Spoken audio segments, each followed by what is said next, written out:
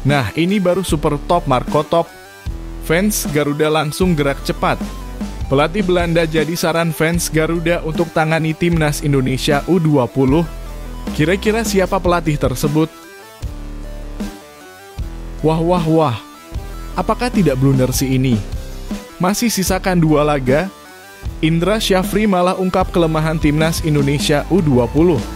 Apakah Indra Syafri tak takut kelemahannya dibaca lawan? Begini fakta mengejutkannya. Wah. Bisa anti gagal lolos Pildun si ini. 2 bek Australia dipastikan absen saat lawan timnas Indonesia. Bisakah pasukan Patrick Kluivert bantai Australia? Diumumkan hari ini juga. Langsung set. Patrick Kluivert temukan pengganti Rafael Struijk. Kira-kira siapakah pemain tersebut? Yuk saksikan beritanya hingga selesai.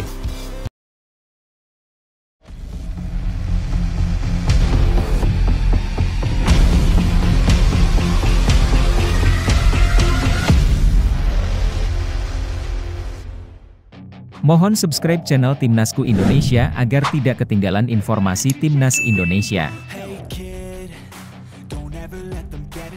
2 bek Australia dipastikan absen saat lawan timnas Indonesia. Timnas Indonesia akan segera melanjutkan perjuangannya dalam kualifikasi Piala Dunia 2026 zona Asia dengan menghadapi timnas Australia pada 20 Maret 2025 di Sydney Football Stadium. Meski demikian, pertandingan ini menjadi lebih menarik karena adanya kabar penting yang akan memengaruhi kekuatan tim lawan, yakni absennya 2 bek tangguh Australia yang dipastikan tidak akan bermain. Kedua bek tersebut adalah Harry Souttar dan Alessandro Circati. Keduanya adalah pemain kunci di lini belakang Australia yang biasa menjadi tembok kokoh untuk melindungi gawang mereka. Namun keduanya kini dipastikan absen akibat cedera yang cukup serius. Harry Souttar, pemain Sheffield United, mengalami cedera ruptur tendon Achilles yang membuatnya harus menepi selama hampir 1 tahun. Cedera ini terjadi saat ia membela klubnya pada pertandingan Boxing Day 2024 melawan Burnley. Sementara itu, Alessandro Circati yang bermain untuk Parma mengalami robekan ligamen anterior cruciatum (ACL) pada lutut kirinya yang juga memerlukan waktu pemulihan panjang. Keduanya adalah pemain yang memiliki kemampuan bertahan yang sangat baik, dan absennya mereka tentu memberikan dampak besar bagi Australia dalam laga penting ini. Dengan absennya 2 bek tangguh ini, prediksi untuk pertandingan timnas Indonesia versus Australia menjadi semakin menarik. Timnas Indonesia kini memiliki peluang besar untuk mengalahkan Australia. Terlebih lagi, timnas Indonesia tidak hanya memiliki kekuatan di lini belakang, tetapi juga sudah kedatangan striker top Eropa, Oleh Romanya, yang diprediksi akan memberikan ancaman serius bagi pertahanan Australia. Kehadiran Romanya yang memiliki pengalaman bermain di liga-liga besar Eropa tentu akan menambah daya serang Indonesia. Ditambah lagi, timnas Indonesia kini dilatih oleh pelatih kelas dunia, Patrick Kluivert, yang sudah terbukti memiliki strategi permainan yang mumpuni dan pengalaman internasional yang luas. Namun meskipun timnas Indonesia diuntungkan dengan absennya beberapa pemain kunci lawan, pertandingan ini tetap akan menjadi ujian besar. Jika timnas Indonesia gagal meraih kemenangan atau bahkan kalah melawan Australia meski dengan kondisi yang menguntungkan, maka akan banyak yang menganggap bahwa ada masalah dalam tim. Beberapa pihak mungkin berpendapat bahwa sudah saatnya untuk mempertimbangkan pergantian pelatih. Jika Kluivert tidak mampu membawa timnas Indonesia lolos ke Piala Dunia 2026, mungkin sudah waktunya mencari pelatih baru yang lebih mampu mengatasi tantangan ini. Bagaimana menurut Anda, apakah timnas Indonesia akan memanfaatkan absennya 2 bek tangguh Australia dan meraih kemenangan? Atau justru mereka akan kesulitan meskipun memiliki keunggulan? Jangan lupa tuliskan pendapat Anda di kolom komentar.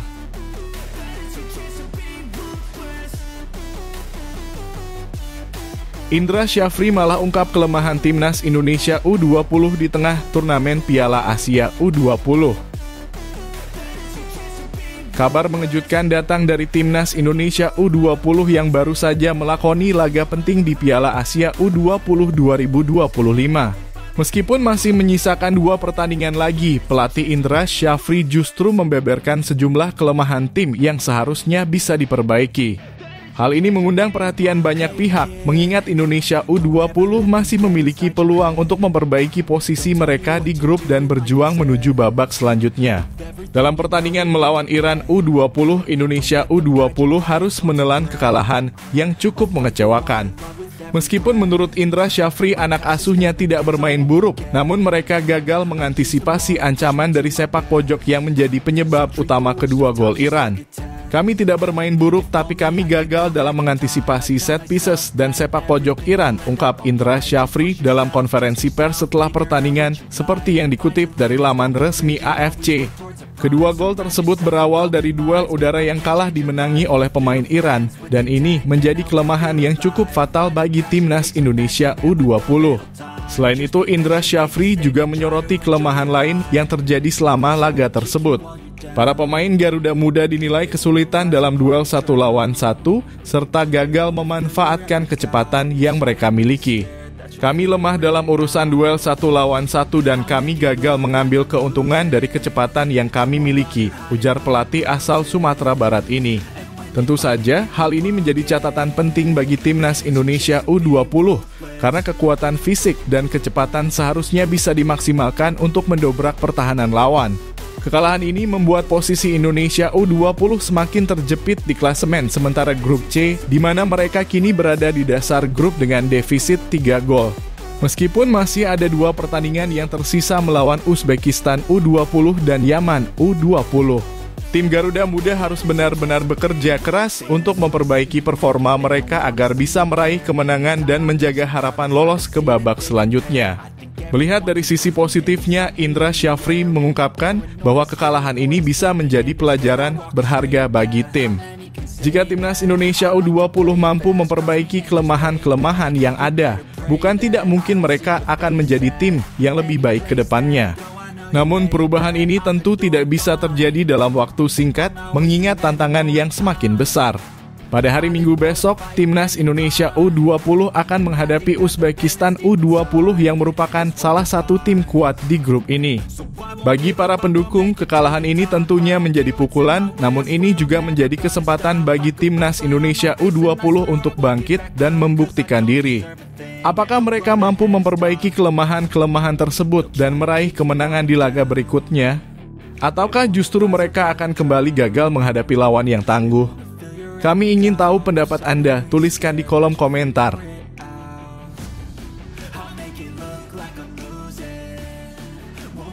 Thailand senasib dengan timnas Indonesia di Piala Asia U20. Senasib dengan timnas Indonesia U20, Thailand U20 juga mengalami kekalahan telak pada laga perdana mereka di Piala Asia U20 2025. Bermain di grup D yang memang dikenal sebagai grup neraka, Thailand harus menanggung malu dengan kekalahan 0-3 dari Jepang pada Jumat 14 Februari 2025 di Shenzhen. Hasil ini membuat Thailand berada di dasar klasemen grup D tanpa poin, sementara Jepang memuncaki klasemen dengan 3 poin penuh. Kekalahan ini tentu menjadi pukulan berat bagi tim Gajah Perang, yang sebelumnya diharapkan bisa memberikan perlawanan sengit di ajang ini. Laga Thailand melawan Jepang dimulai dengan gol cepat dari Hisatsufu Ishii yang mencetak gol pertama di menit ke-14. Setelah itu, Rion Ichihara menambah keunggulan Jepang menjadi 2-0 di menit ke-33. Thailand yang mencoba bertahan dan mengorganisir serangan tampaknya kesulitan menembus pertahanan Jepang. Di babak kedua, Jepang semakin mengukuhkan keunggulannya dengan gol ketiga dari Ryunosuke Sato di menit ke-69. Meski Thailand berusaha untuk mengejar ketertinggalan, mereka justru semakin terpuruk dan gagal mencetak gol, bahkan kesulitan untuk menembus lini belakang Jepang. Jepang menunjukkan permainan yang sangat solid dan terorganisir, sedangkan Thailand tampak kesulitan baik dalam menyerang maupun bertahan.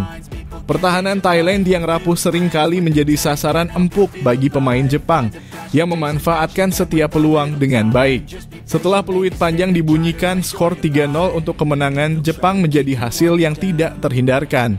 Kekalahan ini membuat posisi Thailand semakin sulit di grup D yang memang terdiri dari tim-tim kuat seperti Jepang dan Korea Selatan.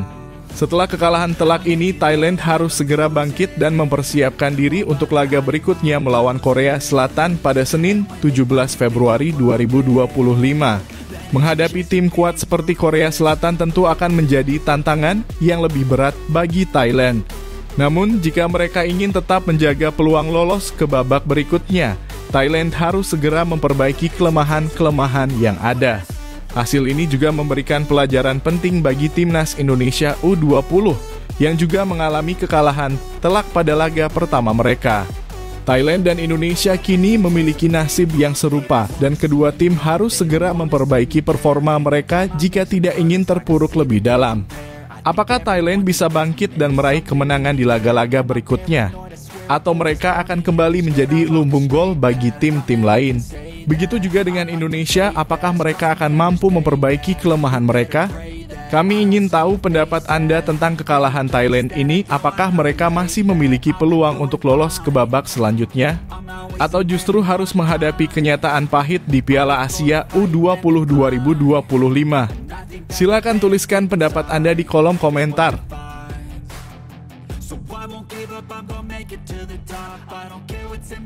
Ramadan Sananta hingga Pratama Arhan berpeluang dipanggil Patrick Kluivert. Ramadan Sananta, Ricky Kambuaya, dan Pratama Arhan berpeluang besar untuk dipanggil kembali ke timnas Indonesia di bawah asuhan Patrick Kluivert. Ketiganya menunjukkan performa yang impresif di klub masing-masing, yang membuat mereka layak mendapat tempat di skuad Garuda menjelang laga penting kualifikasi Piala Dunia 2026 zona Asia. Menurut pengamat sepak bola nasional, Ophan Lamara, Patrick Kluivert telah menegaskan bahwa salah satu syarat utama untuk pemain yang ingin bergabung dengan timnas Indonesia adalah harus menjadi pemain utama di klubnya masing-masing. Pernyataan ini memberikan indikasi bahwa Kluivert akan melakukan evaluasi menyeluruh terhadap pemain-pemain yang sebelumnya pernah dipanggil oleh Shin Tae-yong, pelatih sebelumnya. Salah satu yang menjadi perhatian adalah Rafael Struijk, pemain asal Indonesia yang berkarier di Brisbane Roar, Australia. Meski memiliki potensi, Struijk seringkali hanya duduk di bangku cadangan di klubnya yang menjadi peringatan keras bagi dirinya. Ophan Lamara mengungkapkan bahwa hal ini bisa membuat Struijk terancam tidak dipanggil atau jika dipanggil pun hanya menjadi cadangan di timnas Indonesia. Di sisi lain, performa apik dari Ramadan Sananta, Ricky Kambuaya, dan Pratama Arhan membuat mereka semakin mencuri perhatian. Ramadan Sananta yang beberapa kali mencetak gol untuk klubnya terus menunjukkan ketajamannya sebagai penyerang. Bahkan dia kerap disaksikan langsung oleh Patrick Kluivert dalam beberapa pertandingan terakhir. Hal ini memberi harapan besar bahwa Sananta akan dipanggil kembali untuk memperkuat timnas Indonesia. Ricky Kambuaya juga menunjukkan perkembangan yang pesat bersama Dewa United. Pemain berposisi gelandang ini semakin tajam dan kreatif dan Kluivert tentu akan mempertimbangkan performa gemilangnya dalam timnas. Begitu pula dengan Pratama Arhan yang setelah bergabung dengan klub Thailand terus memperlihatkan kualitas terbaiknya baik di lini pertahanan maupun serangan. Kluivert jelas akan melakukan analisis mendalam terkait pemain yang bisa memberikan kontribusi positif bagi timnas Indonesia. Jika melihat performa klub, para pemain seperti Ramadan Sananta, Ricky Kambuaya, dan Pratama Arhan kemungkinan besar akan kembali dipanggil. Namun bagi pemain yang jarang tampil atau hanya jadi cadangan di klubnya, peluang untuk dipanggil akan semakin kecil. Peluang Indonesia untuk tampil lebih baik di kualifikasi Piala Dunia 2026 sangat bergantung pada keputusan Kluivert dalam memilih pemain yang sedang dalam performa terbaik. Pada 20 Maret 2025, timnas Indonesia akan bertanding melawan Australia dan pertandingan ini menjadi sangat krusial. Apakah Ramadan Sananta dan kawan-kawan bisa memberikan kejutan positif untuk timnas Indonesia? Kami ingin tahu pendapat Anda. Apakah Anda setuju dengan analisis Ophan Lamara tentang peluang pemain-pemain ini untuk dipanggil Kluivert? Siapa pemain yang menurut Anda layak dipanggil kembali ke timnas Indonesia? Tulis pendapat Anda di kolom komentar.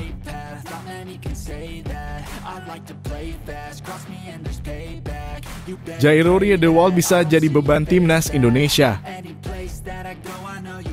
Kabar mengenai bergabungnya Jairo Riedewald ke timnas Indonesia telah mencuri perhatian banyak penggemar sepak bola di tanah air. Pemain yang memiliki pengalaman berharga di Liga Inggris dan Belgia ini diharapkan dapat memperkuat lini tengah timnas Indonesia. Namun ada potensi bahwa kehadirannya justru bisa menjadi beban bagi timnas Garuda. Pelatih timnas Indonesia, Patrick Kluivert, menyambut positif kedatangan Rie De Wolf dan melihatnya sebagai sosok yang mampu mengisi kekosongan di lini tengah yang kerap terlihat lemah. Pengalaman Rie De Wolf di Eropa diharapkan bisa menjadi aset berharga dalam kualifikasi Piala Dunia 2026. Ia diharapkan bisa mengatur tempo permainan dan memutus serangan lawan yang sangat krusial mengingat lawan-lawan berat yang akan dihadapi Indonesia. Bahkan Kluivert menyatakan ingin memiliki Rie De Wolf di dalam tim dan menilai bahwa kehadirannya bisa meningkatkan kualitas latihan dan permainan secara keseluruhan. Rie De Wolf memiliki fleksibilitas posisi yang luar biasa, mampu bermain di gelandang bertahan, bek tengah, atau bek kiri. Hal ini memberikan variasi dalam strategi taktik yang bisa diterapkan oleh pelatih. Tak hanya itu, dengan pengalaman internasional yang dimilikinya, Rie De Wolf diharapkan dapat menjadi mentor bagi pemain muda Indonesia, baik itu pemain lokal maupun pemain diaspora. Dengan bermain bersama pemain Eropa berpengalaman, para pemain muda bisa termotivasi untuk meningkatkan kemampuan mereka. Namun tidak dapat dipungkiri bahwa kehadiran Rie De Wolf juga memiliki potensi menjadi beban bagi timnas Indonesia. Integrasi pemain asing ke dalam tim yang sudah terbentuk bukanlah hal yang mudah. Gaya bermain yang berbeda dan adaptasi lingkungan bisa menjadi tantangan besar, terlebih lagi dalam hal komunikasi dan pemahaman taktik di lapangan. Konflik internal antar pemain lokal dan pemain naturalisasi juga berpotensi terjadi, terutama dalam memperebutkan posisi di starting lineup. Terlalu bergantung pada pemain naturalisasi juga bisa menghambat perkembangan pemain lokal Indonesia. Sebagai contoh, dengan kehadiran Rie De Wolf yang kemungkinan besar akan menjadi pilihan utama, posisi pemain muda yang seharusnya mendapat kesempatan berkembang bisa terancam. Ini tentu menjadi dilema besar bagi timnas Indonesia yang harus menjaga keseimbangan antara memberikan kesempatan kepada pemain lokal dan memanfaatkan kualitas pemain naturalisasi. Tantangan pertama bagi Jairo Rie De Wolf dan timnas Indonesia akan datang pada 20 Maret 2025 ketika mereka menghadapi Australia. Ini akan menjadi ujian nyata apakah kehadiran Rie De Wolf dapat memberikan dampak positif atau justru menjadi beban bagi tim. Kehadiran Rie De Wolf di timnas Indonesia memang menyimpan potensi besar. Namun apakah ia akan menjadi berkah atau beban sangat bergantung pada bagaimana PSSI dan Patrick Kluivert mengelola integrasi dan adaptasi pemain naturalisasi ini. Kami ingin mendengar pendapat Anda. Apakah Anda setuju dengan bergabungnya Rie De Wolf? Atau justru khawatir bahwa ia bisa menjadi beban bagi timnas Indonesia? Tulis pendapat Anda di kolom komentar.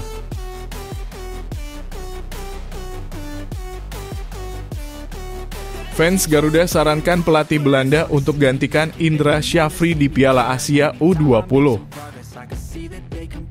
Setelah kekalahan timnas Indonesia U20 dengan skor telak 0-3 dari timnas Iran U20 di laga pembuka grup C Piala Asia U20 2025, suara-suara dari masyarakat Indonesia semakin keras mendesak PSSI untuk mempertimbangkan pergantian pelatih. Banyak penggemar yang mulai meragukan kemampuan Indra Syafri untuk membawa tim muda Garuda ini mencapai target lolos ke Piala Dunia U20 2025. Salah satu nama yang muncul sebagai kandidat pengganti adalah Winston Bogarde, pelatih asal Belanda yang dinilai memiliki pengalaman lebih dalam menangani tim di level kelompok umur. Winston Bogarde yang memiliki karier sepak bola gemilang sebagai pemain dianggap sangat cocok untuk menangani timnas Indonesia U20. Pria kelahiran Rotterdam ini terkenal berkat pengalamannya bermain di klub-klub besar Eropa seperti Ajax Amsterdam, AC Milan, Barcelona, dan Chelsea. Ia meraih berbagai prestasi termasuk gelar Eredivisie bersama Ajax dan Liga Spanyol dengan Barcelona. Setelah pensiun sebagai pemain, Bogarde beralih menjadi pelatih dan memulai kariernya dengan melatih Volendam U18 pada 2008-2009.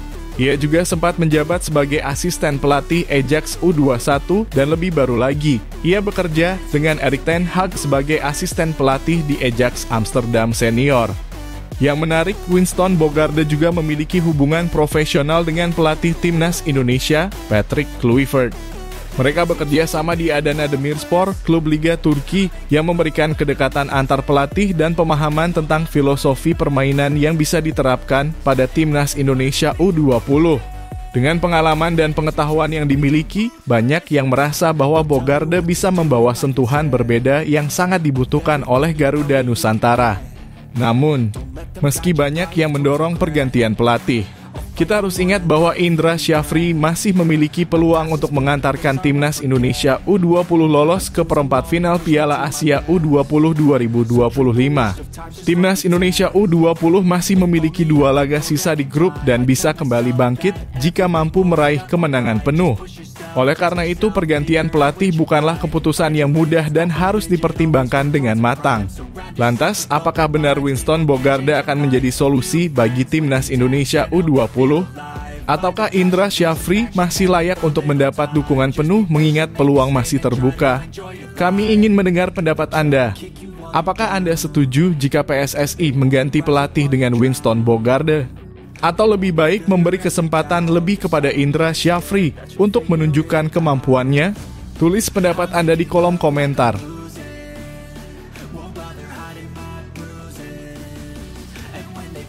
Patrick Kluivert temukan pengganti Rafael Struijk. Timnas Indonesia saat ini menjadi sorotan besar di dunia sepak bola Asia. Dengan kehadiran Patrick Kluivert sebagai pelatih kepala, skuad Garuda diprediksi memiliki peluang besar untuk tampil konsisten dan sulit dikalahkan di berbagai turnamen internasional. Kluivert, yang memiliki reputasi gemilang sebagai pelatih berpengalaman di berbagai klub top Eropa, terus menunjukkan keseriusannya dalam membangun tim nasional yang kompetitif. Tidak hanya memperkuat lini tengah dan belakang, kini Kluivert juga tengah mencari opsi penyerang baru yang potensial untuk menggantikan Rafael Struijk. Rafael Struijk, penyerang andalan Timnas Indonesia, telah menjadi bagian penting sejak dinaturalisasi pada tahun 2023. Struijk bahkan sempat turun dalam laga melawan Argentina pada laga uji coba yang berlangsung pada Juni 2023. Namun sayangnya performanya di level klub belum sepenuhnya memuaskan. Bermain untuk Brisbane Roar di Liga Australia, Struijk hanya duduk di bangku cadangan dalam 4 pertandingan terakhir. Hal ini tentu menjadi tantangan besar baginya untuk mempertahankan tempat di skuad utama Timnas Indonesia. Meskipun Struijk masih menjadi pilihan utama, Patrick Kluivert kini disebut-sebut mulai melirik pemain keturunan Indonesia yang sedang berkarier di Amerika Serikat, yaitu Adrian Wibowo. Pemain berusia 19 tahun ini tampil impresif bersama tim junior Los Angeles FC (LAFC) musim lalu, mencetak 9 gol dan 6 assist dalam 23 pertandingan di MLS Next Pro. Berkat performanya yang luar biasa, Wibowo berhasil dipromosikan ke tim senior LAFC yang juga diperkuat beberapa bintang dunia seperti Olivier Giroud dan Hugo Lloris. Dalam sebuah uji coba melawan Phoenix Rising pada awal Februari 2025, Wibowo turut mencetak gol dalam kemenangan 4-0 yang diperoleh LAFC. Kabar terkini menyebutkan bahwa Wibowo juga masuk dalam daftar pemain cadangan saat LAFC mengalahkan tim kuat asal Meksiko, klub Amerika, dengan skor 2-1 di BMO Stadium. Meskipun belum mendapat menit bermain, pengalaman menjadi bagian dari tim inti menunjukkan bahwa Wibowo berada di jalur yang tepat untuk menembus skuad utama. Melihat potensi besar yang dimiliki Adrian Wibowo, bukan tidak mungkin dia akan menjadi pilihan baru di lini serang Timnas Indonesia. Patrick Kluivert tentu harus terus memantau perkembangan pemain muda ini, apalagi mengingat kurangnya opsi penyerang yang mumpuni saat ini. Jika diberi kesempatan tampil di MLS, Wibowo bisa menjadi solusi jangka panjang bagi Timnas Indonesia di posisi striker atau penyerang sayap. Bagaimana menurut kalian? Apakah Adrian Wibowo layak menggantikan Rafael Struijk di masa depan? Atau Struijk masih pantas mempertahankan posisinya? Tulis pendapat kalian di kolom komentar dan mari diskusikan masa depan Timnas Indonesia bersama.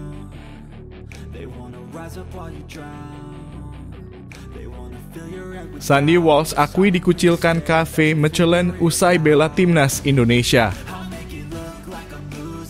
Sandy Walsh, bek andalan Timnas Indonesia, akhirnya buka suara terkait situasi sulit yang dialaminya di klub Belgia, KV Mechelen.